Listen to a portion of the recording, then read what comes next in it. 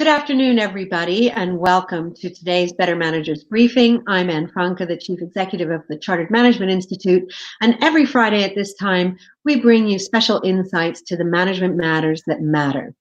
So today, I'm delighted to be joined by two companions who are themselves big innovators and specialists in technology and AI.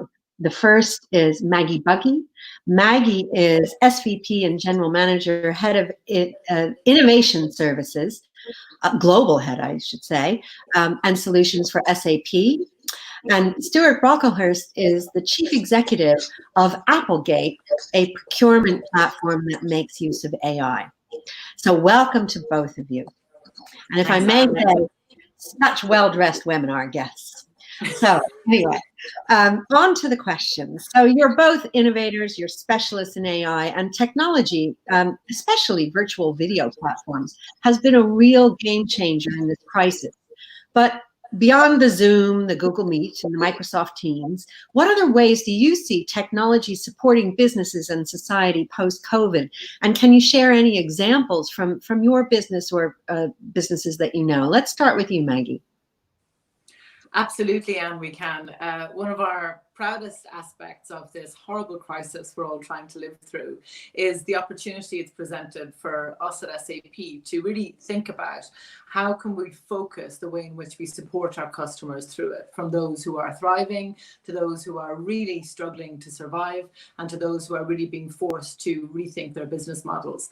And I'd call out a number of solutions that I'm happy to say we've made freely available to everybody. We're very conscious that as SAP we touch 77% of the world's transactions, so we're well positioned to help really. So first I would call out our Qualtrics remote work pulse survey, and that is where any of our customers, or none of our customers at the moment, it's open access, can use our sentiment analysis to check in with how their employees are really doing in real time. And this allows our customers to then understand both on an emotional level and a practical level how their employees are doing, and allows them to target support for those employees and also inform how they change their work practices.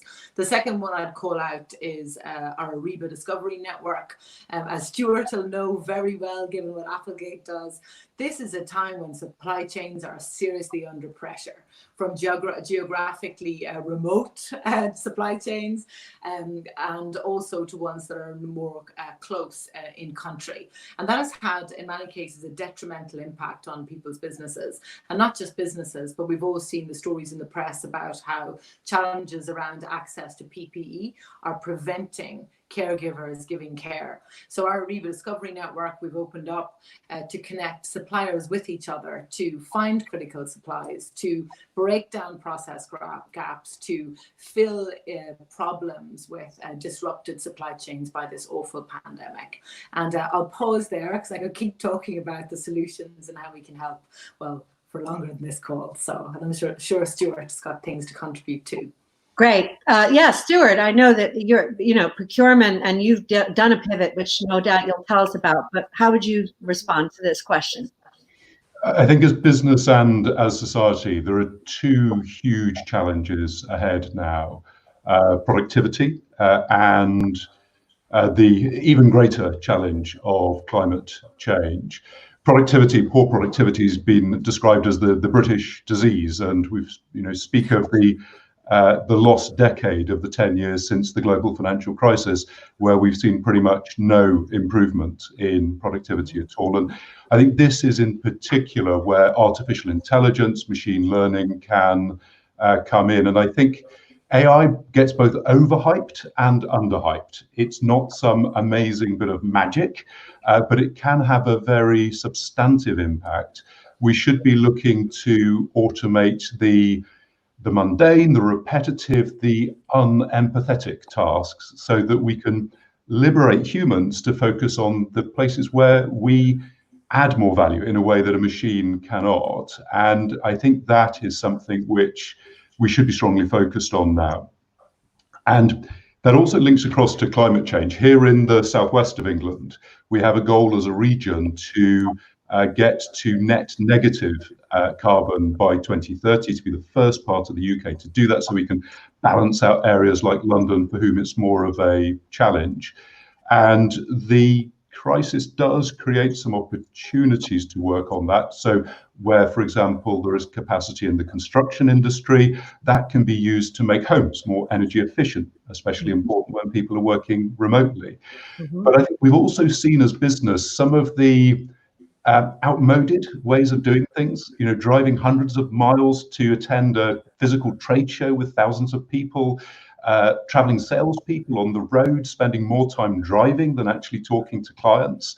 And I think as we return, we may be able to move on from some of these in ways which drive productivity and also reduce carbon emissions at the same time. Sure. Well, less travel can do both, as you rightly say. So trends often accelerate in a crisis. And what trends do you see accelerating in this crisis? And how can we use those trends to drive innovation further and faster? Maggie, what's your view?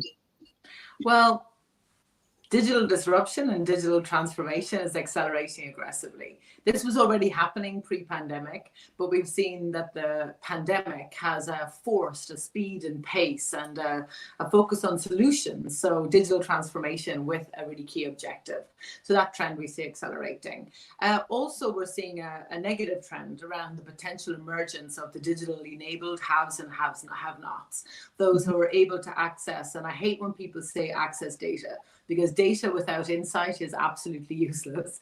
And for people, communities, societies, and businesses that cannot access actionable insight, that is going to be a problem. So we're seeing a big trend around appreciation of that within all buying centres across our businesses, our customer base, and also within an awful lot of the ecosystem across which we work, from our major systems integrator partners to much smaller ecosystem of startups that we work with. We're also seeing a renewed or I wouldn't say renewed, a better, stronger appreciation of the importance of the triple bottom line coming out of this crisis. And we speak about this a lot at SAP because we're really committed to being one of the world leaders of not just doing it because it's a good thing, but actually baking it into how we develop our products, how we measure the contribution and value of our business, and inevitably how we think about shareholder value, people value, customer value, ecosystem value. And this focus on the triple bottom line around environmental impact, societal impact, and economic impact. And we're seeing the shift already with customers thinking about, and rightly challenging us as one of their closest partners, to think about what is the business outcome that is possible and necessary by framing your business in that way. How are consumers going to hold businesses to account differently? How are employees going to hold businesses to account differently? And lastly, I would say we're speaking about this a lot internally at the moment, and it's something I have to say that occupies me personally as well, in that the shifting expectation of people from the businesses that they work for and the role that those businesses play in the context of the broader, what word is that? The broader community. And that's something that is exercising us. We're excited about it, and also we're thinking carefully about what is the meaningful place in which or role that business is going to play on that more, I guess, psychological safety care of people, not just our employees, but across the broader communities and ecosystems of which we are part. Sure, you're absolutely right. We've seen an acceleration of a lot of those trends, and the employee engagement, empathy, the more employee centricity in business. Stuart, what trends do you see accelerating? I think you're talking, Anne, about how the crisis can accelerate trends. It also, I think, can unleash innovation. It was interesting to see Innovate UK ran a competition in April looking for innovation in response to the crisis. It had 8,600 companies apply, which is more than had applied to every competition they had run over the last 2 years combined. Wow. Really saw that people were sort of having that creativity unleashed, and the changing economic circumstances will create positions where people are thinking afresh about what they do. And a fair few of those people will think about an idea they've had that's always been sitting at the back of their mind, and may decide that now is the time to do something about that and to create a new business to launch that innovation. And I think, sadly, not every business is going to come through this crisis, clearly. And so the unleashing of entrepreneurship to create new businesses, to bring new innovations to market is really critical. I think so far we've seen somewhat old technologies taken on in the crisis. So video conferencing's been around since I started work 25 years ago. One of our university partners has finally adopted digital signatures, which were made legal in 1999. And so these are really new technologies, but they perhaps are ripe for some further evolution. So I don't have to have a separate app on my phone for each person who calls me, for each different phone they call from. Yet I've got 6 different video conferencing apps. So interoperability there would be a move forward, a greater quality. And I think alongside those sort of entrepreneurial and technological changes, there is a human change. We'll clearly meet in person less frequently. I hope that when we do, we will value that. And instead of just going through a pro forma recitation of pre-written material, we'll actually make more use of what we can do when we can interact in person. Well, that is a great thought. And let's hope we do that. Now, you didn't say this, Stuart, but I know that actually Applegate was one of the companies Innovate UK selected out of those 8,600 to get a grant. And you do run a successful SME, and you have pivoted in this crisis. So tell us what you did, how you did it, what's your advice to other SMEs who may be struggling, and what kind of linkages can they take advantage of in the government or community? It's been a fascinating journey, actually. So we run a procurement platform which uses machine learning to work out which suppliers may be able to meet a purchaser's needs. At the start of the crisis, we started to see enhanced demand for things like PPE, sanitizer, spare parts for medical devices, and I didn't want to make a profit out of a pandemic. So literally over a weekend, we set up a completely fresh COVID-19 supply hub using the same underlying technology that powers our commercial business, and we put it out there as a totally free resource. And this has taken off crazily. I'm just looking at the figures. This week alone, for example, over 30 million items dispatched as a result. Last week, goodness. 43 million. And it's gone absolutely crazy. And if one could call it a go-to-market strategy, has been unusual in that it's been members of parliament sharing it in their WhatsApp groups when there have been problems in their constituencies, in hospitals and the like. And it's been wonderful to see the support. And I've sort of had MPs emailing me at 1 o'clock in the morning and this type of thing. And it's been really, really encouraging. I think in terms of what I take from this for other businesses, firstly, you've got to carry your team with you, clearly. We have a daily VC every morning with the whole company, and that is invaluable for getting everyone together. And I think the importance of frank and regular communication is greater than ever as we go through these sort of strange times. But there's also something here linking very much back to what Maggie was saying a moment ago about purpose. And I think each one of us, whatever our role in the company, it's been so important to us to feel that we're doing some small thing to help in this terrible situation. You know, we can't treat the sick, we don't have those skills, and the amazing people who do. And I think that, I hope, is something that we can all carry with us. And again, back to what Maggie was saying, it's increasingly important, I think, for each one of us to know the purpose, the end result of what it is we do in our day-to-day work. Yes, you're so right. And by the way, you can ask questions if you want to ask a question. If you're watching on YouTube, you click the link underneath YouTube and submit your question. But please do ask questions. We'll answer as many as we can. But Maggie, SAP is a global B2B business. You have customers of all sizes and cultures. What's your advice to businesses that want to accelerate their recovery, and how can they work together, big and small, and perhaps use technology to do that? What would you recommend? Well, I'd actually take the cue from some of those. We're lucky enough to have 440,000 customers globally at SAP.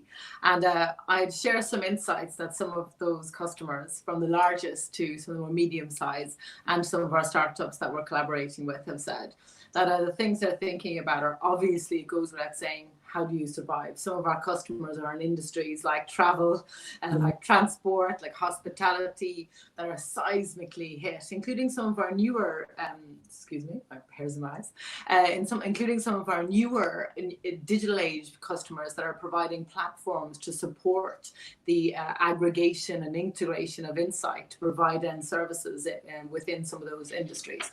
So, how do you think about surviving? But also, now is the time to also think about what is your 2B business model. And one of the things that a number of our customers cross industry, and I've been heavily involved with our consumer products and agri businesses, because we're a big proponent of the circular economy.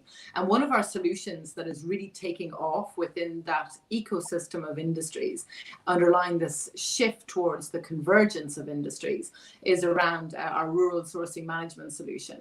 And we're using that with waste pickers within remote communities in Africa and Indonesia, who are key actors within that supply chain of the circular economy around plastics and around waste and around traceability. And I mention this because there are numerous customers, from some of the biggest consumer products companies in the world to some of the biggest agri businesses, to then working with their key stakeholders like rural farmers and waste pickers to actually think about, how do we embed, back to the earlier themes of our discussion around sustainability and sustainable business and innovation within that context?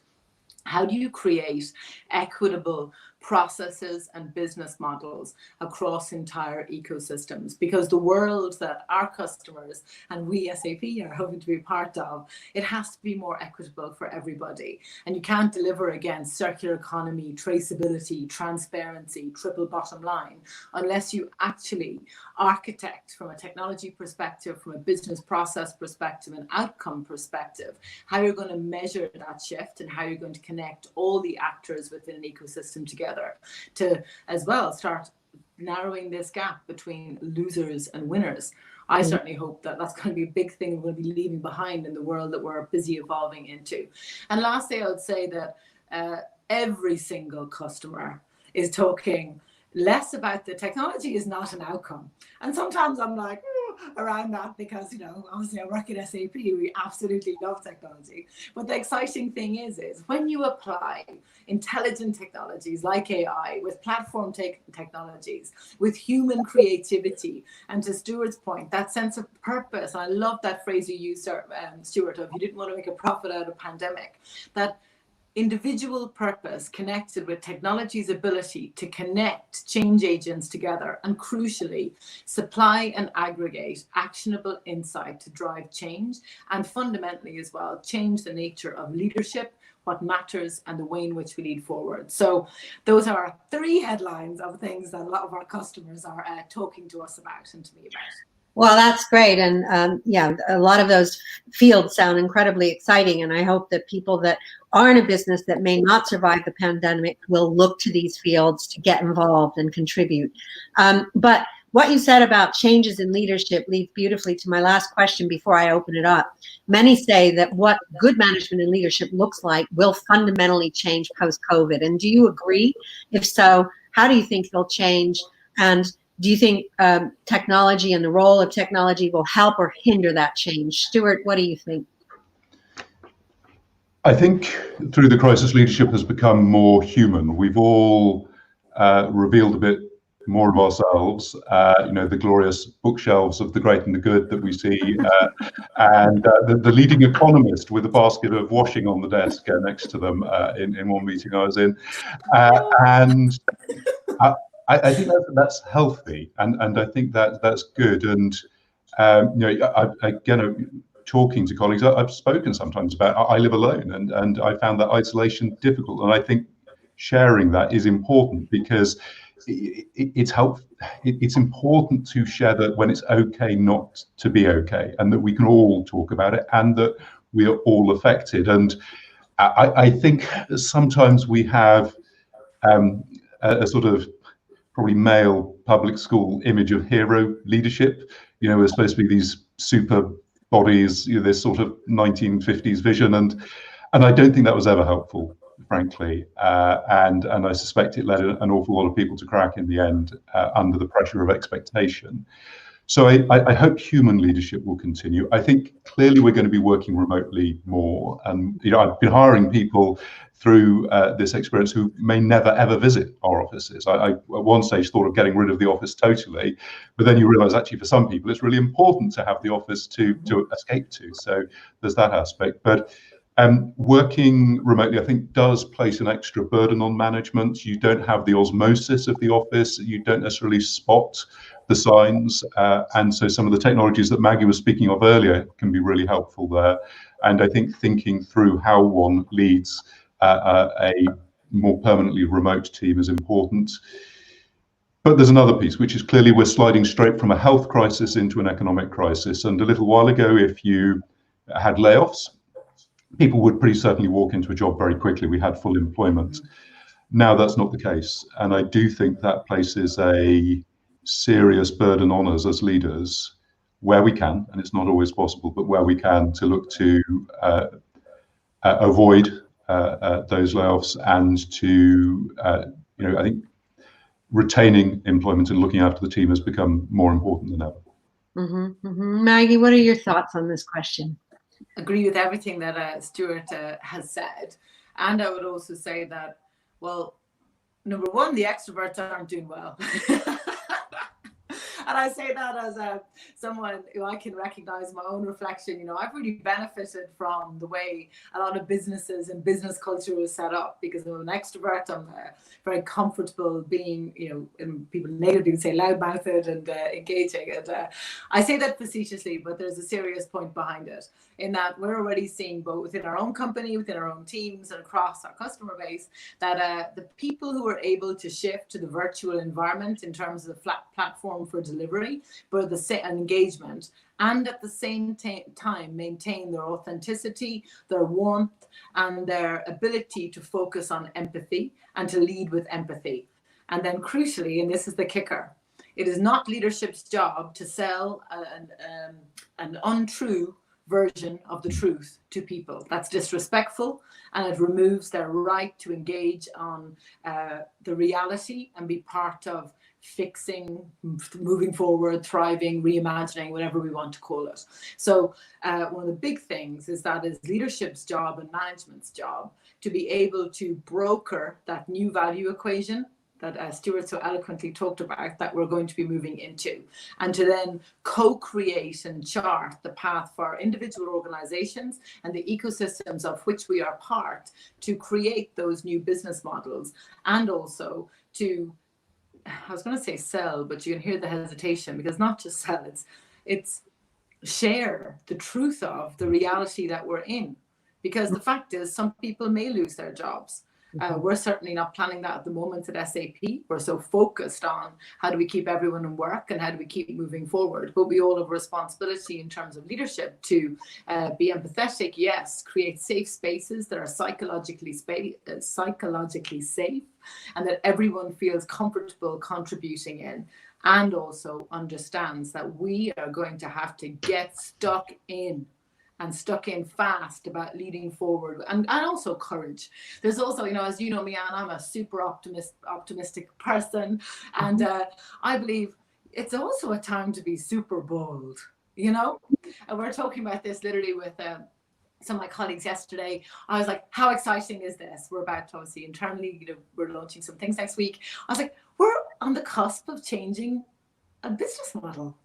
Mhm. Like it's super, there's also real opportunity here. So it's balancing both those two things. What is the roadmap out of it?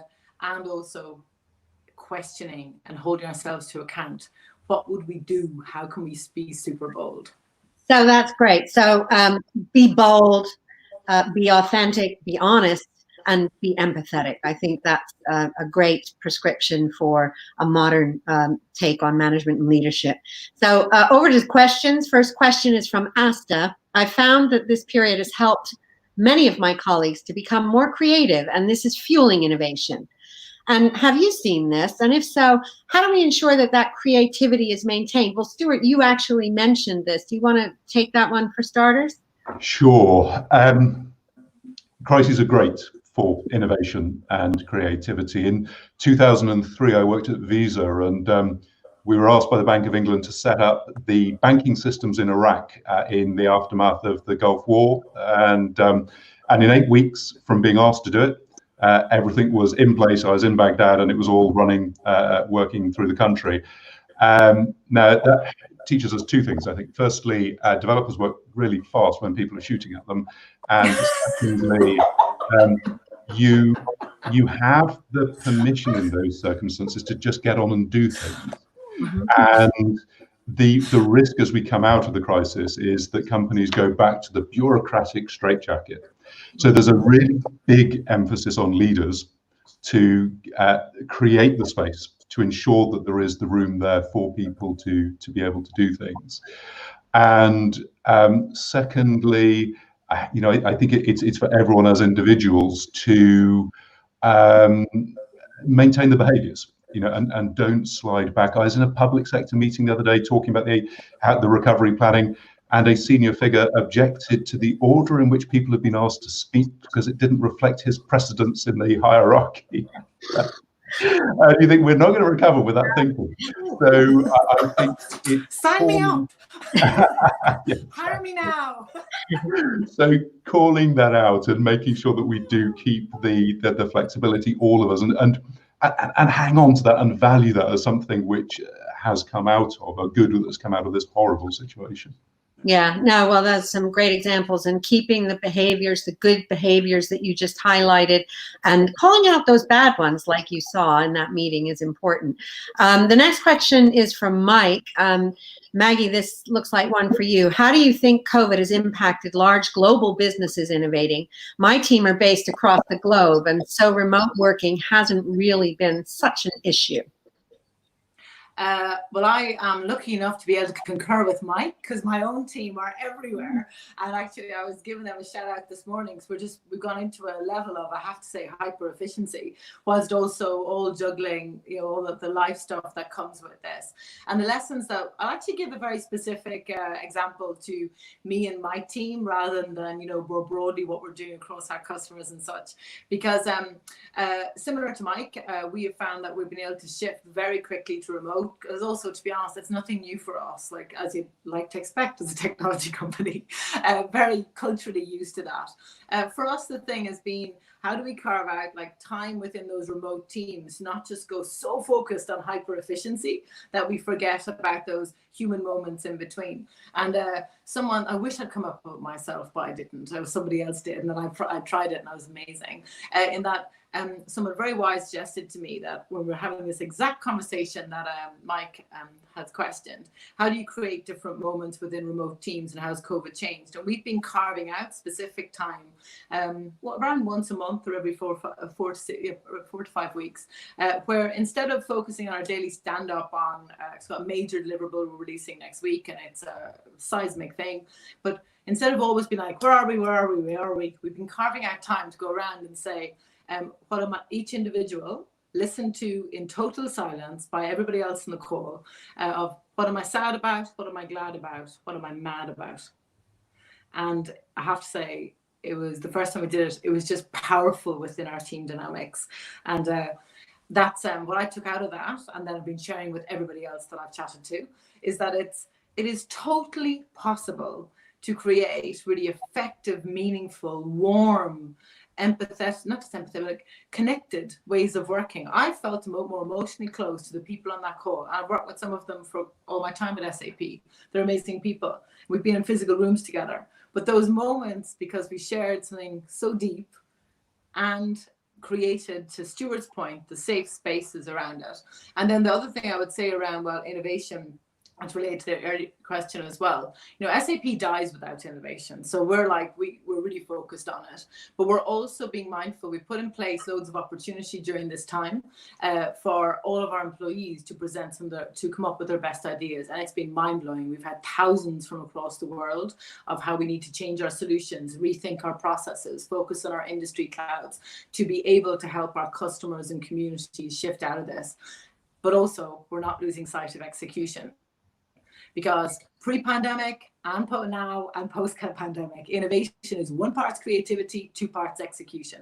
So we're really thinking about how do we bake that into our processes? You know, how are we being able to harvest and monetize this creativity that's been unleashed by the pandemic? Sure, and employees participating in problem solving, I think, is another hallmark of how lots of companies have responded to this crisis. And again, it's, I hope, something that stays with us. Question from Rena: do you feel that innovation is easier or more difficult? For example, I found testing of new products is hindered.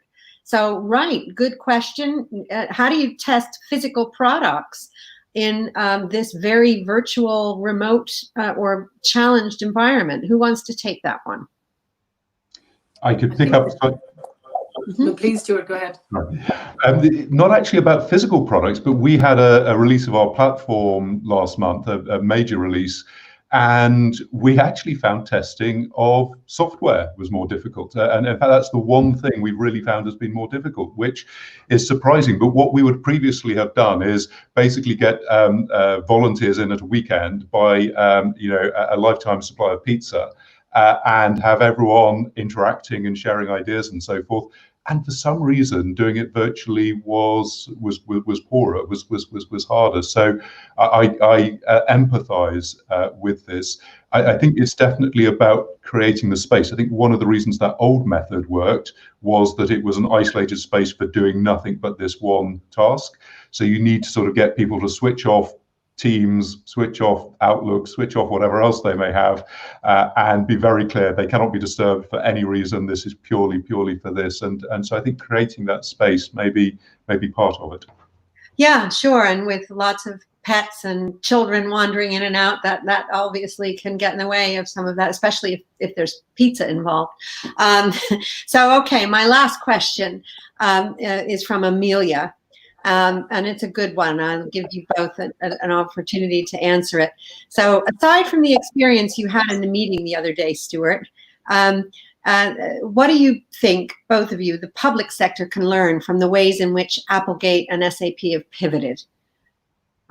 So what's your advice for our public sector folks? I'm happy to go first. Mm-hmm.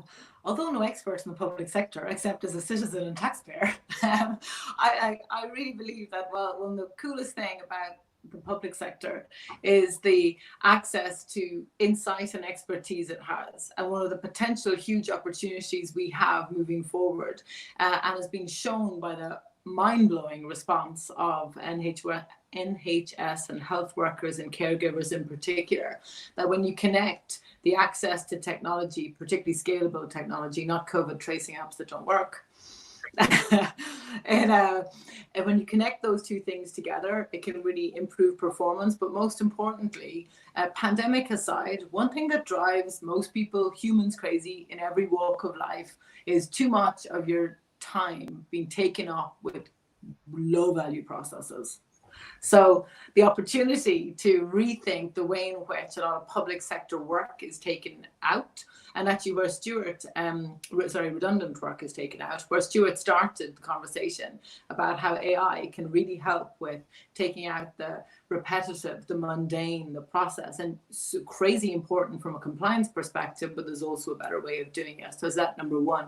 And then culturally, there's a huge ways of working, cultural ways of working that can be completely applied and accelerated within public sector institutions now. Because what the pandemic has done in a positive way is delivered us all an unassailable data point, insight point, moment of truth, that most things can be done virtually. So let's really rethink. Imagine the impact on carbon, people not traveling to work. Imagine the impact on care of children. You know, my boys are 5 and 3, and I'm lucky and privileged that I've always been able to do SAP's hyper flexible and inclusive. But imagine everybody should be able to access that. So I pause there because I want to give Stuart time to give his view as well. So Stuart, thank you, Maggie. Stuart, what do you think? I certainly echo what Maggie was saying about the many absolutely amazing people in the public sector, and that applies within the technology sphere as well. If we look at what HMRC did in setting up the JRS system in just a few weeks, which has been extraordinarily effective, one senior civil servant did tell me rather icily that the programme team might have considered the impact on everyone else who are now going to have ministers asking why their projects aren't working quite so well. But it was an amazing job done by the HMRC team there. And I think also policy making has moved in many cases from being something which is really slow and considered to swift and getting things out there. And we've seen amazing changes delivered incredibly quickly. And the CBILS policy came out at 4 o'clock on a Monday morning. So you know how long and hard the civil servants working on that had been there. And I am hearing a notion that this is something which could be retained, that actually some really good policy work has come out from a fail fast approach. Get something out there, and if it needs changing, then change it. And right. I think if that is kept and that goes forward, then that could really help speed up a lot of the delivery of change and innovation in the public sector. So really what you're saying is both of you are just role model the same behaviors in the public sector that have accelerated the innovation that you've both so eloquently shared in the private sector. So thank you both for these great thoughts and insights. Great to see you. Thanks everybody for joining us, and we'll be back this time next week where we're going to talk about the impact of the COVID crisis on how we define or redefine skills and the delivery of education. So yeah. Thanks everybody. Thanks. Bye. Bye. Bye.